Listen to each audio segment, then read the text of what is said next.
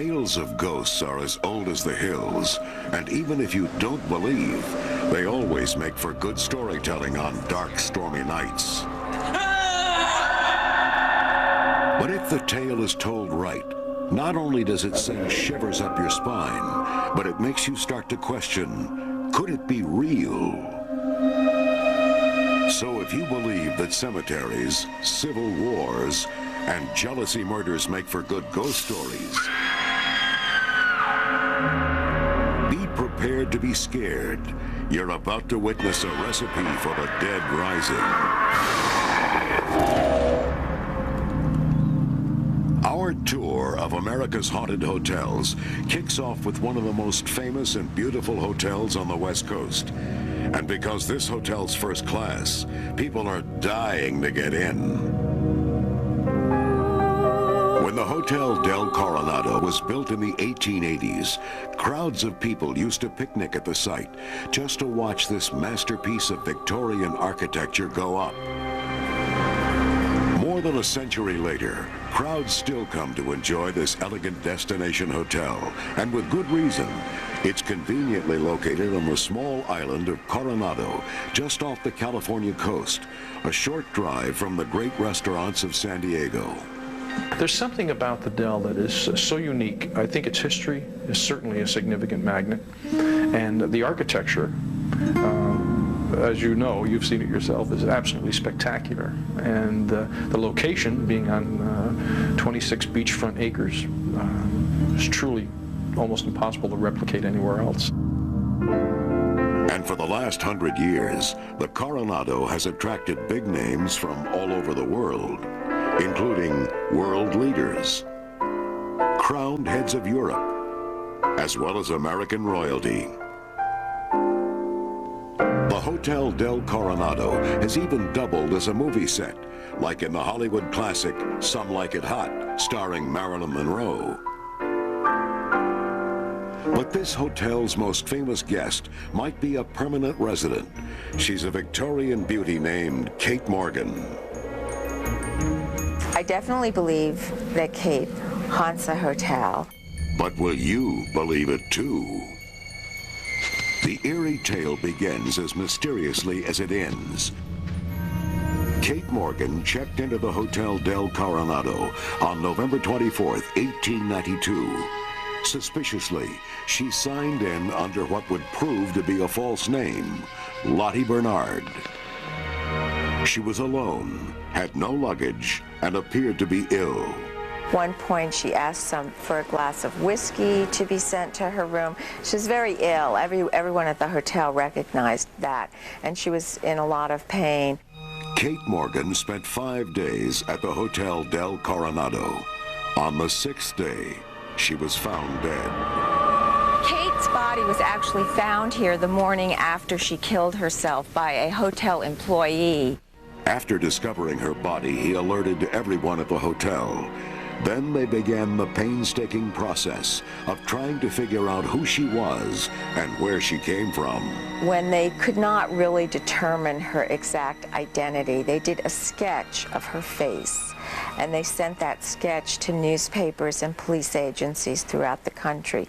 The newspapers around the country began calling her the beautiful stranger because of the mystery surrounding her identity. Finally, the police received an anonymous letter identifying her as Kate Morgan from Iowa. The news shocked the country. Suddenly, Americans became entranced by this mysterious woman who traveled alone, without luggage, and with an alias. You can imagine what a traumatic and kind of scandalous event this was back in 1892. Gradually, they pieced together the background of this tragic beauty. She and her husband used to ride the trains around the country and gamble.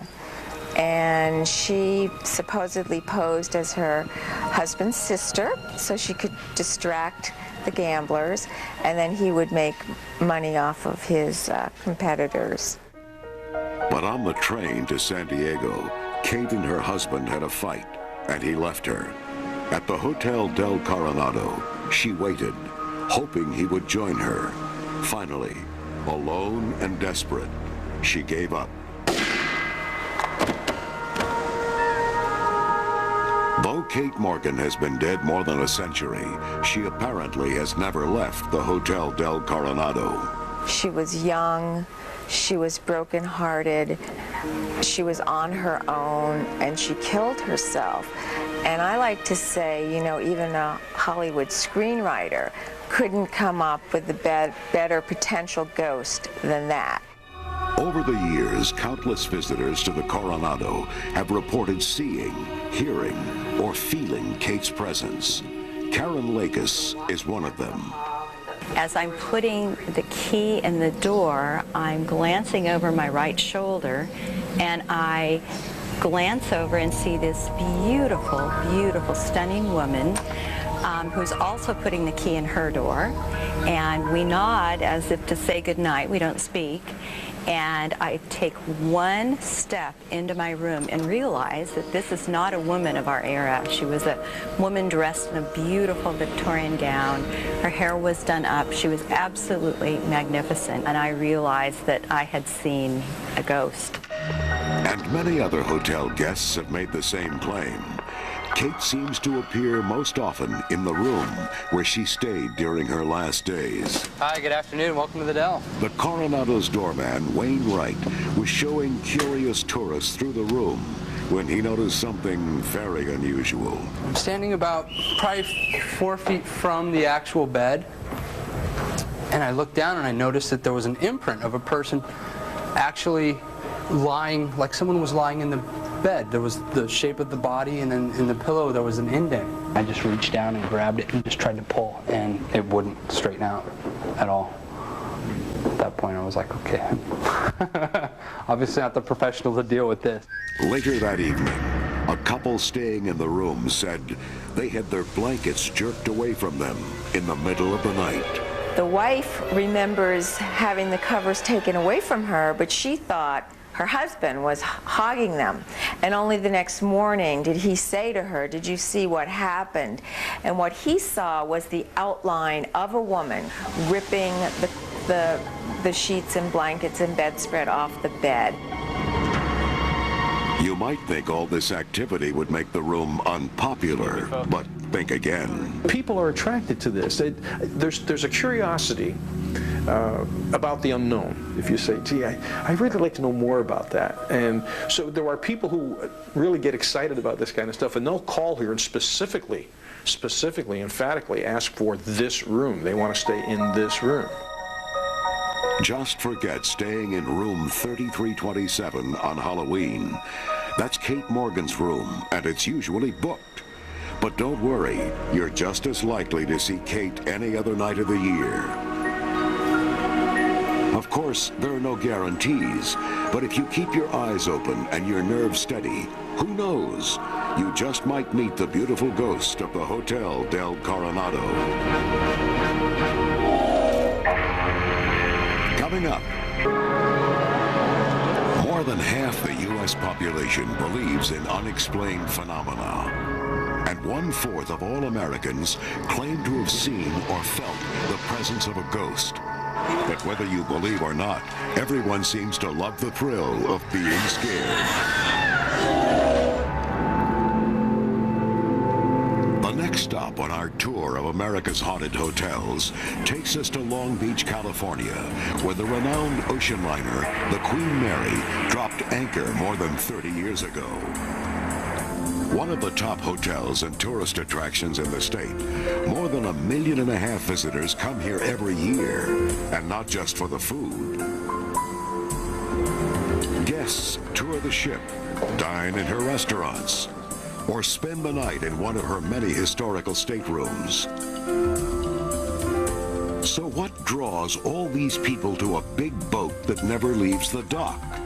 First of all, she was the third largest of the ocean liners built during the era of the great passenger liners. At over 81,000 gross tons, she's over 1,019 feet long, 118 feet wide, and has 12 decks. She's in fact much bigger than the Titanic, which for many people, they believe that was the largest ship ever built. But you would have actually been able to have nested the Titanic within the Queen Mary's hull. The impressive details of her specs aren't all that appeal to visitors. Rumor has it, there are also other worldly lures. The first is the incredible stories that people have to tell, the memories that incorporate the essence of this ship. The second is the physical beauty of the ship. This is one of the few true Art Deco treasures that still exists anywhere in the world. And third, I suppose, would be the ghosts of the ship. That's right, she said ghosts. It's been said that life aboard the most luxurious ocean liner ever to sail the Atlantic wasn't all tea and crumpets. It was frequently filled with drama and death. It began not long after she was launched in England in 1936. It was then that she was pressed into military service as a troop carrier during World War II. Queen Mary is credited, along with the Queen Elizabeth, of shortening World War II by a full year because she could carry so many troops at one time. She still holds the record for the most persons ever aboard a ship, 16,000 passengers and crew during one crossing. They were packed on like herring. You could hardly walk across the deck. There were so many people. When World War II ended, the Queen Mary carried war brides and their children away from their homes in Europe to a new life in America. Even when her war service was over, the Queen Mary's clientele was anything but ordinary. Film stars such as Bob Hope, Elizabeth Taylor, Fred Astaire, probably the world's most famous romantic couple, the Duke and Duchess of Windsor, traveled frequently on the Queen Mary. In addition to the legendary names, there have also been some legendary tales. Records show that in the more than 6 decades since the Queen Mary made her first transatlantic crossing, there have been a large number of deaths on board the ship. And it's said that the spirits of many of those people are still here and make themselves known frequently. They're sort of minding their own business, doing what they would do during a passage on the ship, and they don't seem to realize that they're spirits. They seem to think they're part of the crew or part of the company of the passengers on the ship. In fact, ghost sightings are reported so frequently that the ship recently opened a new tour, Ghosts and Legends of the Queen Mary. We're now entering the officers' accommodations. This is an area of the ship where the senior officers had their cabins. And every part of the ship is said to have its own dark story to tell. 1947, a senior second officer accidentally drank some tetrachloric acid, thinking it was gin, and actually poisoned himself to death. Since that time, there have been reports of ghostly sightings in the officers' quarters and also in the bridge and wheelhouse directly above us. And that's just the beginning. One of the bigger parts of Ghosts and Legends is that it's in the lower forward areas of the ship, which have not been open to the public since the ship arrived here in '67, and before that only available to the crew members. So the public has never been in these areas. There are boiler rooms and storage areas way below the waterline. This dark and creepy underbelly of the ship is the last place you'd want to be trapped. A perfect place to tell a ghost story, I should add. We're now entering a part of the ship known as the isolation wards. These were hospital facilities that were designed to take care of passengers who were discovered to be traveling with communicable diseases. It's also been documented that the isolation wards were used as a holding area for stowaways that were arrested traveling illegally on board the ship. But rather than being jailed here to face the consequences, some of them committed suicide. And one of the most famous ghost stories is reported to have happened right here. Down in the depths of the Queen Mary shaft tunnels is watertight door number 13.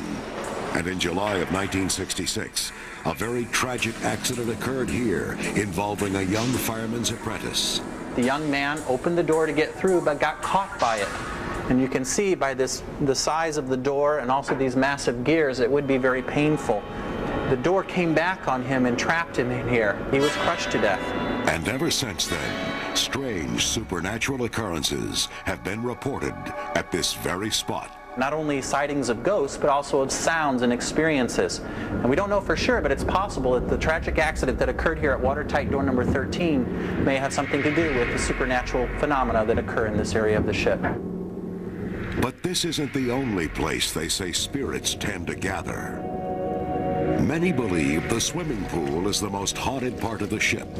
People claim to hear laughter, splashing water, and wet footprints, even though there is no water in the pool. There are some psychics that believe that there are over several hundred ghosts that occupy this area of the ship. And they believe that there's a vortex into another dimension by which these ghosts come and go. And it's this poltergeist epicenter that people from miles around hope to catch a glimpse of. Well, some of the oldest stories that I've ever heard of reports of ghostly activity in this area involve a woman in a swimming suit. Sometimes she's seen around the swimming pool ready to dive in. Sometimes she's seen up on the balcony. But in any event, she always disappears. It's believed that one staple spirit of the Queen Mary is a little girl who appears all over the ship. Yet the story behind this little girl ghost will forever remain a mystery. She is a trickster and a prankster. She slams doors and appears to want to play. People will look up and see this little girl in a bonnet with a period dress. They'll realize she's sort of floating and look down and see she has no legs and disappears. But she's pretty spectacular. The staff says that ghost sightings are so common among the crew members that you're not really considered official until you've had one. It's sort of like a tradition, you know, a rite of passage. We like to call the people who haven't had an experience here paranormally challenged.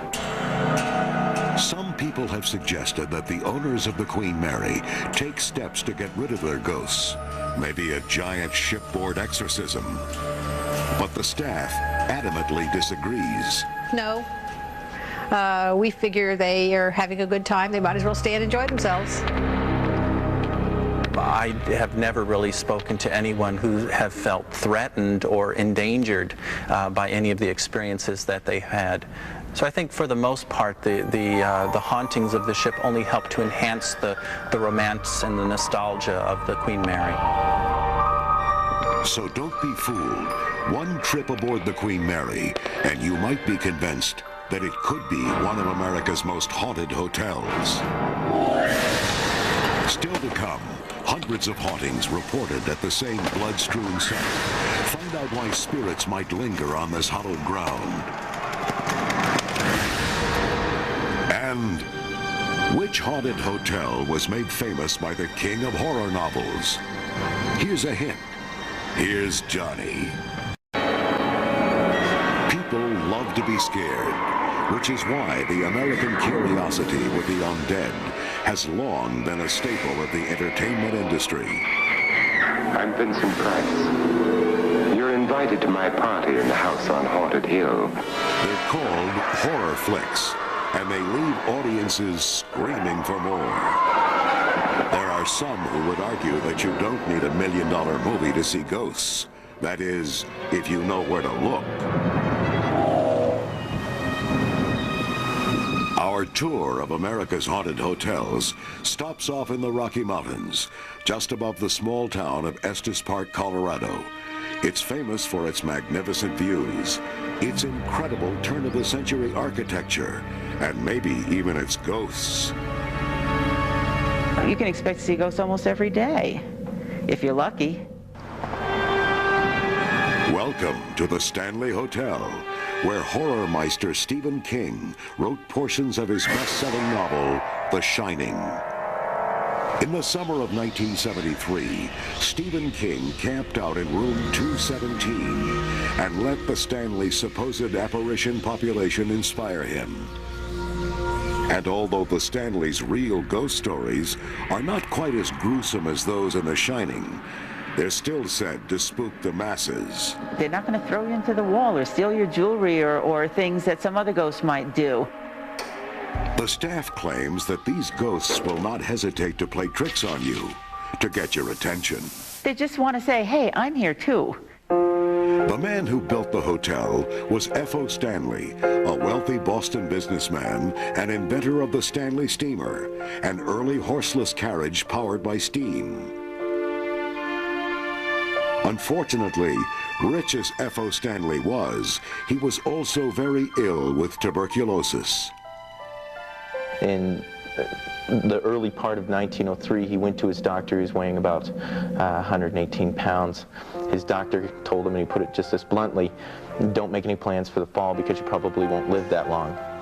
Stanley's doctor prescribed the clean mountain air of Colorado, so he and his wife Flora decided to build a luxury resort that would not only improve his health, but might also increase his wealth. And so, if he can't be where the action's going on, back where all of his businesses are, maybe in a sense you can imagine he would be motivated to build this grand resort hotel to invite other successful industrialists out here. Basically, he brought the action back to him. A few years and $500,000 later, the Stanley Hotel opened its doors. This Heart of the Rockies retreat was immediately popular and remains so to this day. The Rocky Mountain National Park is about 4 miles from here, so you can come check in, spend the day in the park, driving around. There's beautiful hikes. In summer, we have an outdoor heated swimming pool. Hopefully, we'll keep you really busy. But they say no one is too busy to notice the ghosts. It's believed that Mr. and Mrs. Stanley are still there and are always ready to greet their guests. It's reported that Flora's favorite haunt is her old music room, and that she still loves to play the grand piano her husband gave her almost a century ago. The night manager was doing his paperwork at the front desk, and he heard what he thought was a radio. And so he went out into the lobby and was going to say to whoever might have a radio on, please turn it off, because it was late. And there was no one out in the lobby, and he walked toward the music room where the music seemed to be coming from. And when he got to the door, he could see that the piano keys were moving. When he crossed the threshold to the door, they stopped, and the music stopped. One family staying at the hotel even reported hearing Flora playing the piano in broad daylight. It was 11 o'clock on a Friday morning. The hotel was full of guests. It was the middle of the summer. They were walking by, heard music, followed the sound of the music, came to the music room, looked inside. No one was there. The music was still playing. They stepped inside, and the music stopped. It seems Flora has no interest in playing for a captive audience. It's also been reported that Mr. Stanley's favorite room, after all these years, is still the billiard room. It was during one of our tours, and the ghost of F.O. Stanley started to materialize behind one of the people on the tour. And then before he fully came into total detail, faded away again. And that's his room. The Pinion Billiard Room was his room where he liked to more or less hang out and play billiards and talk with his guests. But the staff also insists that the Stanleys like to keep a close eye on their employees. As a matter of fact, our front office manager was just saying that she was standing at the front desk, nobody was in the lobby, and she looked up and F.O. was standing in front of her with a long black jacket down to his knees, and she knew it was F.O. The most amazing story that I've heard involves F.O.'s picture being thrown across the room to land in a soiled spot on the carpet. And so we all assumed that perhaps Flora was upset with the spot on the floor and wanted that cleaned up. For most guests, the most interesting part of the ghost tour is the 4th floor. In the old days, servants of the hotel guests stayed up there. The corridors are narrower, the rooms smaller, and the ghost stories even more eerie. Paranormal research suggests that at least 12 different entities reside at the Stanley, and stories conclude that occasionally they show themselves all at once. On another occasion, a bellman came around the corner onto this wing, and as he did, every single door flew open simultaneously.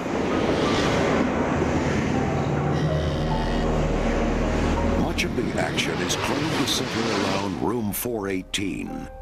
This is where the cleaning crew routinely hears strange noises and finds imprints on the bed, even when no one has been registered for the room. And sometimes, guests report hearing children playing in the hallways. On one occasion, 2 separate couples checked out before they were due to check out because they said that they couldn't sleep all night because of the children playing in the corridor and making noise. Well, there were absolutely no children registered at the hotel that night on any floor. Years ago, word of ghosts at the Stanley Hotel might have ruined business. Today, it's a major attraction. I'd like to see something. I'd like to have some fun, but, I don't want to, freak out and go through years of therapy, So I'd like to see something and have fun, but nothing too traumatic. So if your idea of fun is seeing unexplained ghostly phenomena, you might want to get up your nerve and check into this scare palace. And while you're there, pay your respects to Mr. and Mrs. Stanley. They're always ready to entertain. Coming up, murder at a Louisiana plantation home results in an eerie ghostly legend when Haunted Hotels returns. At least once a year, Americans love to be scared. It's the celebration of All Hallows Eve, October 31st, better known as Halloween. But there could be some haunted houses to visit all year round.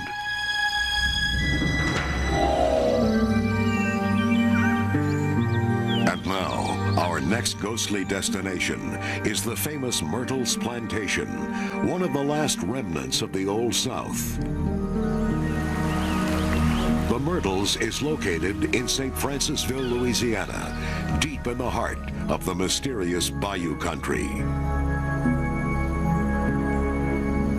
The Myrtles is known for its ornamental ironwork on the veranda, hand-painted stained glass, and even its ghosts. Hotel guests Holly and Mark Peretti had heard rumors about the place, but wanted to see it for themselves. When we got here today, we were walking around the grounds, and it's kind of creepy out there.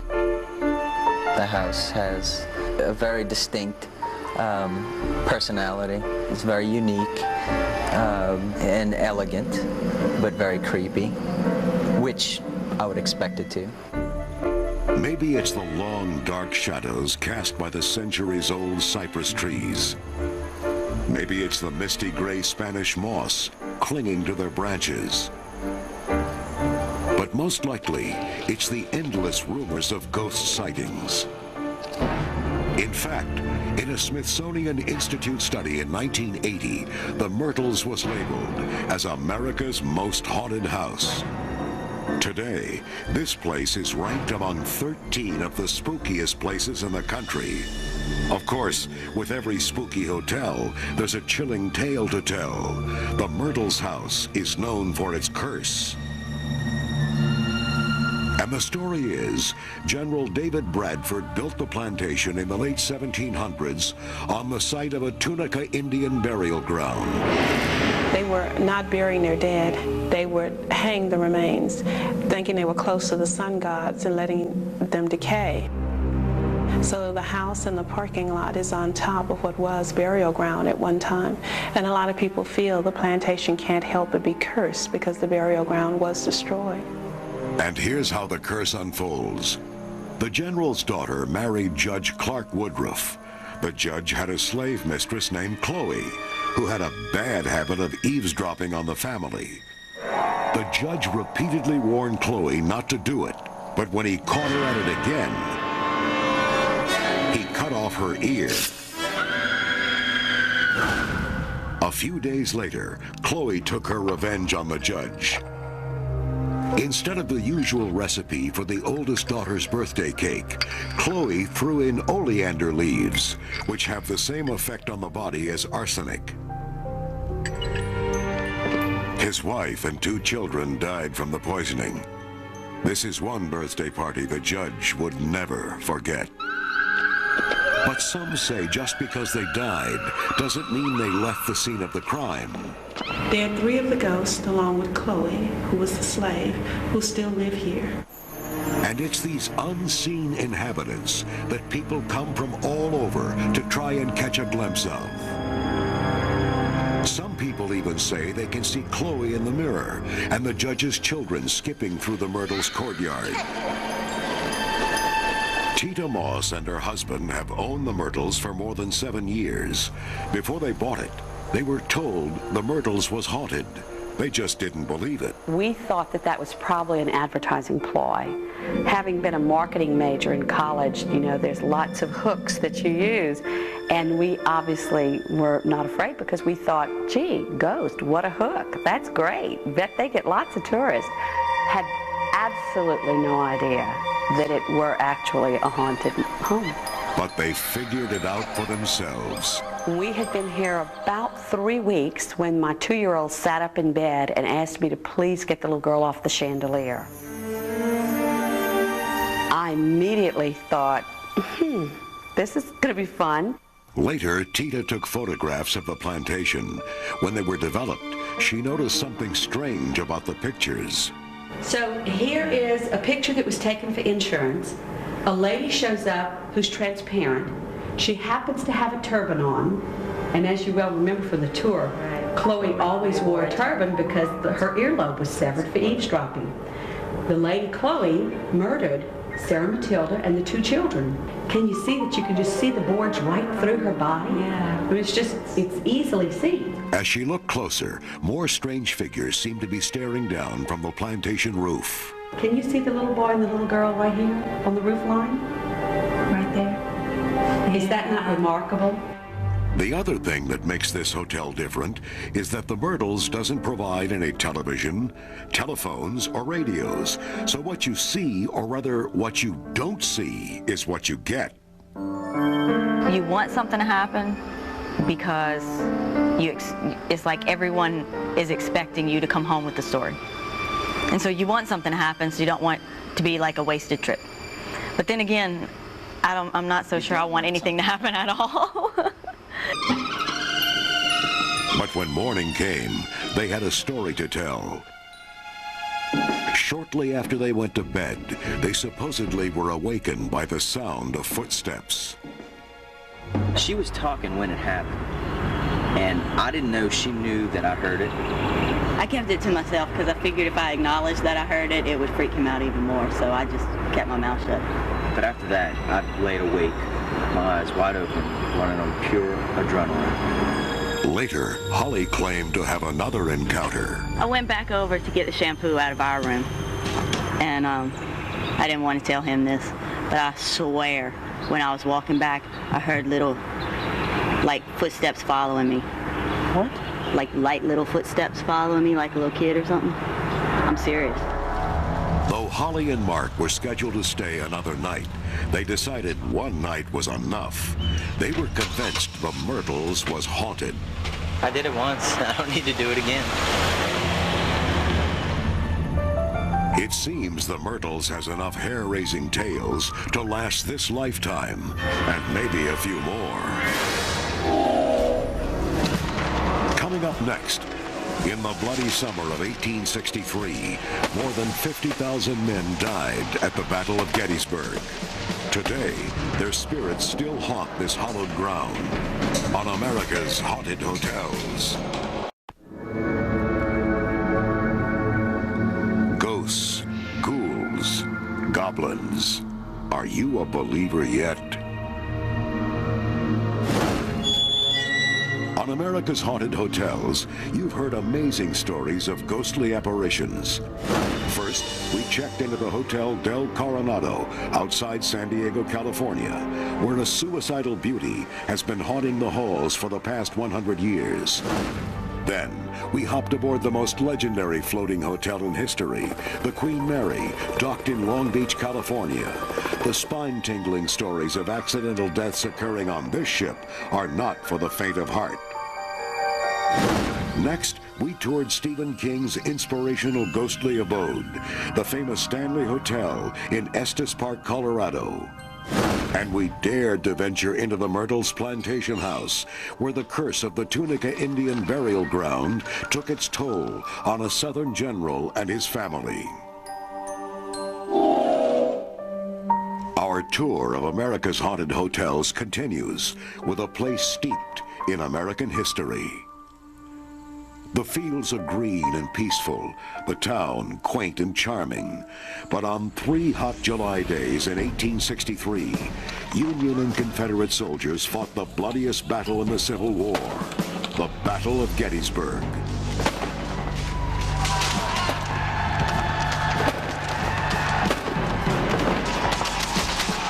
There were more than 50,000 casualties, and 28,000 of them cut down in a single terrifying day.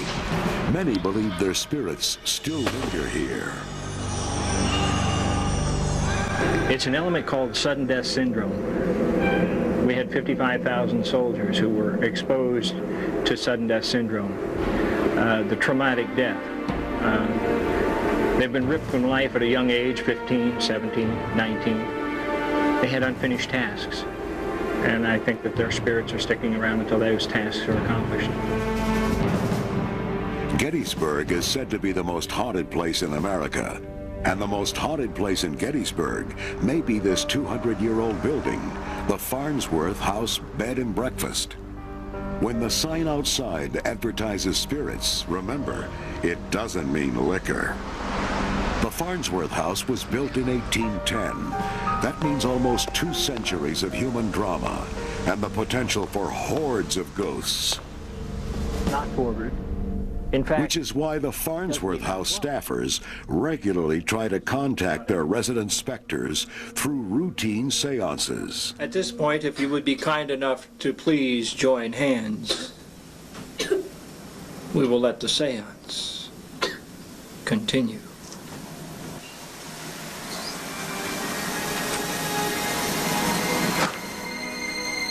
Most times, all they get is goosebumps. Other times, much more. For a relatively small structure, it's said that the Farnsworth House has a pretty hefty ghost population. From cellar to garret, there may be as many as 14 different war-torn spirit entities. But surprisingly, not all of them appear to be soldiers.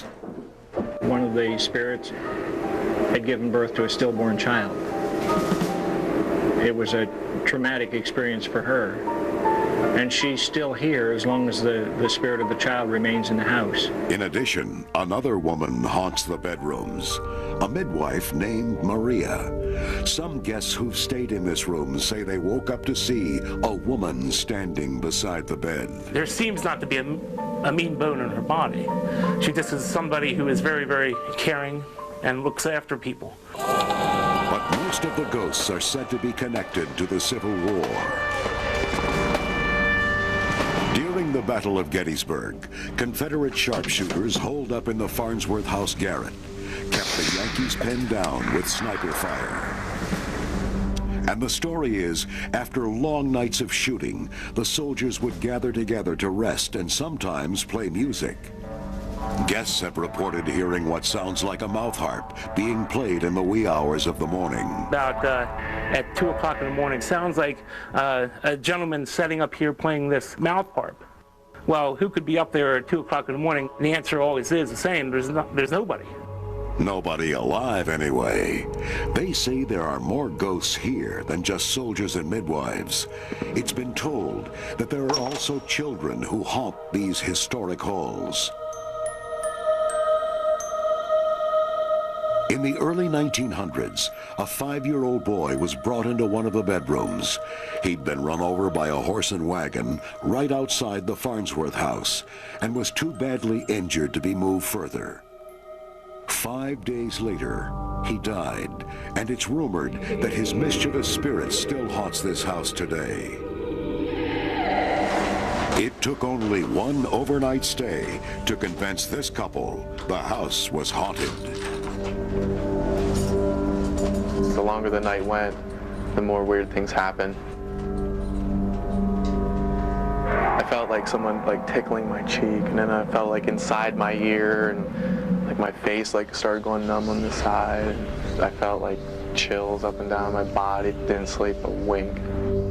And as the night stretched into daybreak, the panic began to escalate from these strange feelings. I was petrified. I was like, every little sound I heard, I was like looking around the room, what was that? What was that? The feeling that I got was kind of like a mischievous child tickling your cheek and just messing with you. It was bone chilling. I was good until he couldn't take it anymore and woke me up. Once morning arrived, they thought the spooky ordeal was over.